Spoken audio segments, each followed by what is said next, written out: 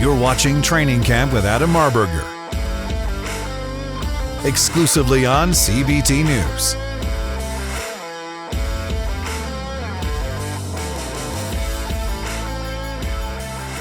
Welcome to Training Camp, exclusively on CBT News. I'm your host, Adam Marburger. I'm a black belt in Brazilian Jiu-Jitsu. I'm a black belt in F&I. This show's designed to help automotive professionals enhance their operations to ultimately achieve the rank of black belt. Welcome to another episode. I have a special guest. We have a regular contributor here today, somebody who's a mentor to many, high-level dealer, and just a blessing to be around. Chris, it's always a pleasure hanging out with you. Yeah. So today, we're going to talk. Can I say something? You can say whatever you want. You're also a black belt in personal growth.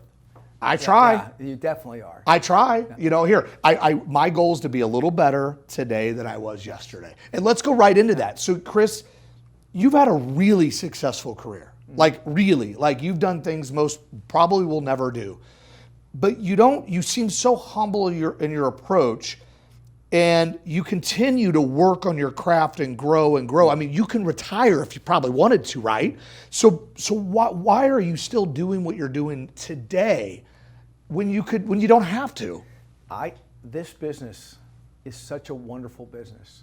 And I was just talking about it with some of the other friends that we had here today, that the fact that you could have somebody have a 5th or 6th grade education and they could go into automotive sales and they can make $250,000, $300,000 if they just go to work. Yeah. And you and I have met people that are making $1 million selling cars. Yeah. And if someone would have told somebody that 30 years ago that somebody could do that, it's just amazing that if you put the time and effort in, and this is not a complicated business. If you go to work, and you look at everybody and say, how would I treat my best friend?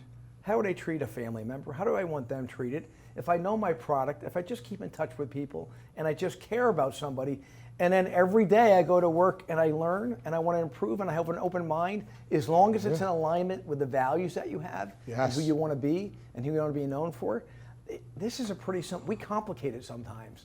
I believe we do. And one thing too, I want to talk about true mentors. I want to talk about circles. I want to talk about mentors, anti-mentors, running with the wrong crowd.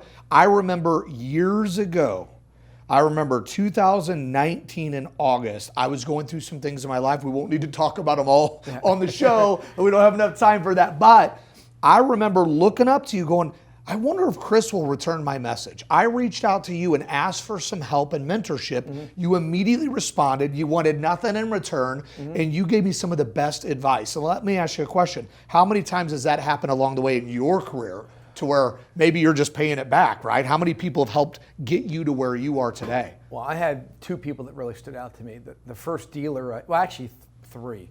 The first dealer, I have no idea why this gentleman did this. His name was Harvey Ritter, and he was probably 80 years old. And you know, I was living in a trailer. I had 1 spoon, 1 fork, 1 knife. I had my pit bull I was living with, and I had a clip-on tie when I started. And for some reason, he made a comment. He goes, you know, half your business should come from my good reputation in advertising, and half should come from you. And every month he sat with me, and he would sit down with every customer and say their name and say, now, did I bring that person in? Or did you bring that person in? And he would mark it down. And for my first 5 years of sale, he tracked every single sale and would let me know. Like at one point he said, I have 40 that I brought in, you only have 5.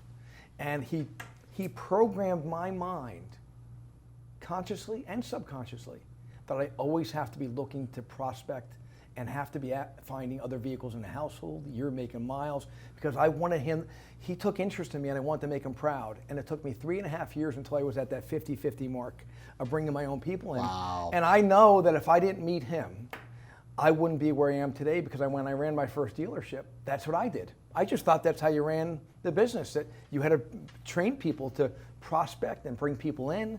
And I met him, and then I met the gentleman I told you about in our previous show, Bob Plar, that owned Dorney Park and was well known. I have no idea why this guy was a well known, and he invited me to work out with him and taught me and would tell me, you could be more than what you believe. You're really, Chris, you're not thinking big enough. And he challenged me. And then Mr. Kelly, who's 92 right now, I have had some incredible mentors, and Mr. Kelly spent time with me, and we would travel to all the stores. I had Jerry Pyle, who was the head of Gulf States Toyota. I had Jim O'Connor, who was the head of Ford, Mr. Wolfington, who created half a car. So I have had some incredible people pay special attention to me. I don't know why, but I know that I wouldn't be who I am or where I'm at if they didn't take the time. And I believe that's an obligation to pass it. But the best part about today is you don't have to do it in person. You can watch shows like this, and you can watch social media, and you can get all that information and do what you did, where you reach out to somebody, because I believe most people will reach back out to you. At least that's my belief. Here's the thing, too. Here's what I found out. A lot of people get scared and nervous, like, oh, they're on a different level than me. They don't have time for me. Oh, yeah. It makes them feel good about themselves. Yeah. People are happy to help those that truly want to help themselves.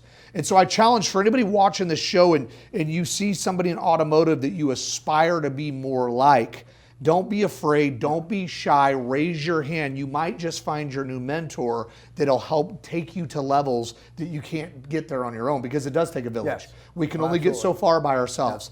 You know, so let's get right into this. So you've seen a lot of success stories, and we've talked about how the automotive industry is brilliant at give people second and third chances. Yes. Is there a story that comes to mind of maybe you've given somebody maybe a second chance or a third chance, they came back to just really change their life? I've given people a third and fourth chance. I would say I have a tendency to believe, the best in people. I have a tendency to want to help somebody. If I see that they're talented, if I see that they put the time and effort in, this business is easy. And I've always said this: if you have slightly above average intelligence, if you have a good work ethics, if you're not hooked on some type of addiction that you have, because there's sometimes addiction, and you have a good personal life, you could really grow in this business. The frustration I've had in business and when I was in sports is people that you saw this great talent, and they would have something that would get in their way. And I try to look to support people and say, can you just remove that area of your life? Or can you come in with a plan each day? Or can you really focus on, meeting one person in life, or why are you going out and drinking every night? Yeah. There's no reason to do that. So that's why the theory of 5, what I talk about, it's who you hang out with. If you hang out with people that want to be great and they have a routine and they have a focus, it's that iron sharpens iron mindset to say, wait a second, if he could do that or she could do that, I could do that. Yes. And it inspires you to do something different. Yes. You cannot be surrounding yourself with people going out and drinking, womanizing, drugging, addictions. You want to hang out with people that are going to support you in your personal and professional growth. I agree, and that was going to be my piggyback. I was going to talk about circles, right? You've got your circle. You should be, in my opinion, the least talented person at the table. I think we should strive for that. Try to be the least talented person at the table. But then you've got these other tables, and these tables sometimes are disguised as friends and family sometimes that bring you down.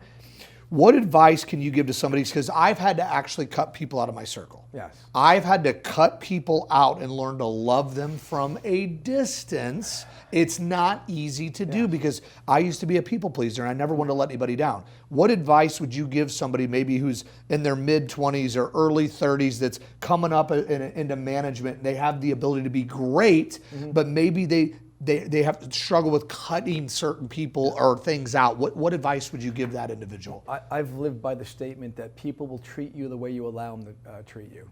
And if you have people that are always a victim, the person that when they call you on the phone and you look at your cell phone and go, not now, I can't do this, because I'm a victim, I'm a victim, I'm a victim. I've learned to be kindly blunt to them. And let them know, you are a victim. Every time I call you or you call me, all I hear about what's wrong. And then you have other people that when they call, you're excited they answer that phone. That's that iron sharpens iron mindset. So I also I was told years ago, I remember Mr. Kelly telling me this. He said, I remember I was like 29 years old. He said, you're going to do well in life. And he said, I will tell you that no one will ever be as happy for your success as you are. Maybe your mom and dad will be, but most people won't. And when you have friends that as you're doing well and they're still your friends and they're not asking something for you, then you know it's a true friend. Yes. But you're also going to have other people that surprise you, and you're going to be disappointed and hurt that you're going to realize, you know what, they're not that happy, And so I think you just have to analyze it and look at it and say who's going to support you in your personal and professional growth. And there is also something called a co-mentor. A co-mentor may be that you may be really good in one area in business and finance. That person may be great in health and fitness. And you might have another person that's great in relationships and parenting. So you want to find different people that have different strengths. You might be the smartest when it comes to one area, but they're better in another area. So I believe there's mentors that help you. I believe there's co-mentors, and I believe there's the anti-mentor where you go, you know what? I never want anyone looking at me that way. Amen. I'm never going to treat anybody the way that person treats somebody. Yeah, amen. So before we get going here, I do want to talk a little bit about, and I do want to give you a little shameless plug here. So for those that have not ordered The Theory of Five, this is a book I read back in 2018. Big impact on my life. I shared this actually in my personal development group. We read and studied this book. But then what I see is you've got a new book that you didn't even tell me about. Yes. So I'm going to order this. So this is the Daily Theory of Five. So if you would elaborate a little bit about this book, why did you decide to write this? And what is the best way for our audience to purchase the book? And then what's the best way to go about reading and studying this book, if you don't mind sharing that information? Well, first of all, you go to theoryof5.com, and then you would order the book. And I believe there's a gift code for anyone if you want a gift code. I've never did these books in any way for money, so the gift code is, I think you pay for shipping, is gift 2025. So anybody watching this, you just go to gift 2025 on theoryof5.com. I wrote the book because I saw on two of my daughters, I saw they had some book that was a daily message. And I was like, wow, you know what? I see these are popular. And I thought, and I remember people saying to me, I said, what do you like about that? And they go, because it's just every day to read a passage and read something in there. So then I took some philosophies and theories from the Theory of Five, and I just went through all 365 days, and I put a nice message in there for each day, just for something to think about, and then an action. What is the action you're going to do for personal growth each day? Yeah, before we go here, here I'm looking at the investment perspective, our spiritual beginnings, growth through differences, setting the stage for success, the freedom and forgiveness. That most of us need to read that one. The importance of personal notes, faith and I'm going to buy this today for sure. So here, Chris, you are the epitome of personal growth. You're the one that has really forced and pushed me kind of into that direction. So for those in the industry that are not following Mr. Saraceno, please do so. He's on Instagram. He's on the old Facebook. Are you on the Tiki-Tac? I don't even I'm use on TikTok. Okay. I also have a friend that teaches this philosophy full time, and Andrew Schultz. Mr. Andrew Schultz. Yeah. Friend Andrew Schultz. You went through a master class. I went through a course. It was fantastic. He teaches that full time. He goes out, and so he has the Theory of Five University. Yeah. So follow my boy Chris. As always, it's an honor and a privilege to spend time with you. Thank you for everything you do for us. Thank you. So thank you again for joining another episode of Training Camp exclusively on CBT News. Remember, if nothing changes, nothing changes. We must take action in our stores and be willing to invest in training. Training's not something that we did.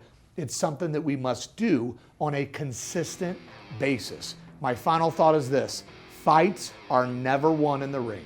They're never won in the cage. They're won in training camp. We must invest in our own training camp. I'll see you soon, my friends. Thanks for watching Training Camp with Adam Marburger, exclusively on CBT News.